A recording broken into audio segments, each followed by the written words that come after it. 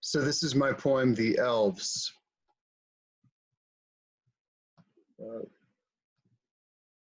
We are the elves on a secret mission. Our mother has anointed us with dew that permanently stained our trousers after many hours crying deep among the leaves, since no one else could see the magic, and we had been sent to sit in the corner for studying things that fall outside the purview of standardized testable reality. We were fascinated by our tongues and our fingernails and our nostrils, so we touched everything. And somebody said stop, and that made it an obsession, which then sent us to the clinic where we were asked a series of questions, and our parents anxiously hoped that they would get a positive diagnosis so that resources would become available, and maybe we would still have a chance at a career other than retail. Or if we did end up in retail, we would have enough mindfulness to do it cheerfully without needing to crash back into home and disallow mom and dad from retiring and crawling back into the ground in peace.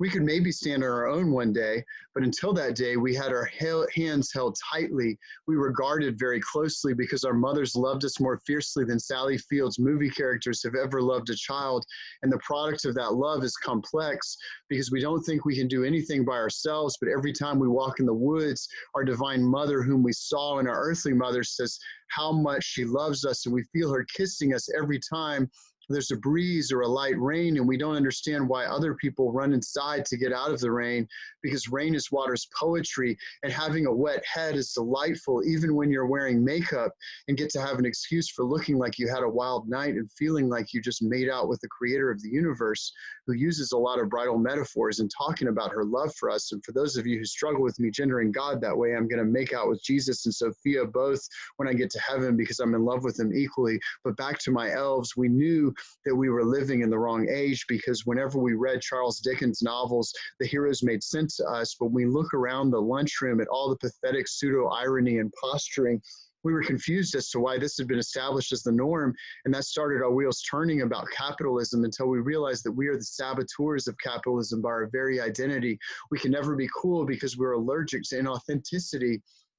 Though we can mask and play along for a season, the mask always pops off, and people see why it makes sense that we have never been popular, and those who are wise to us have learned to keep their distance, but we are not chained to the mill like everyone else. We are ready to walk out into the Elysian fields beyond it, because we are the ring bearers who were gifted with curiosity above all else, and an uncurious world has never stopped rejecting us, which has only fired up Mount Doom to burn those loathsome heavy rings we were given to bear, so that we can unimpressively save the world through our weakness that inspired other people to help us and gave us so many fairy godmothers and eagles who simply swooped down and carried us several thousand miles in their talons. It's our job to make the world human again. It's our job to show what a market can do to parental anxiety, which becomes the tick of a child who watches nervously, and yet not to stop at victimhood, but show the victory also. Help the world see that an Aspie without shame is basically an X-Man. And actually, anyone can be an X-Man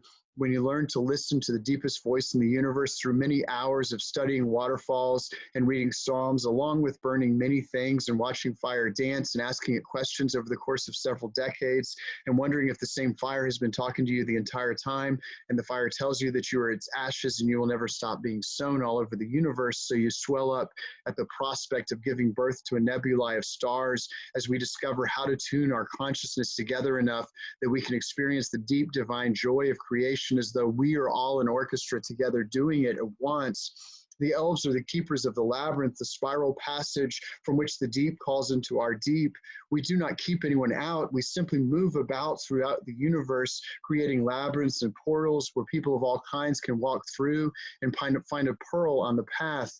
It is a sacred and holy task to be the tug-of-war team that shows others how to transform the world's no into God's yes, which we become for others as soon as we've heard it ourselves. That's what it means to carry a cross in the form of a seductive ring. Poets have tremendous power and manic egos and autistic quivers and romantic wings. We can rewrite the human imagination if somehow we overcome our need to be gods, which makes the difference between hell and heaven.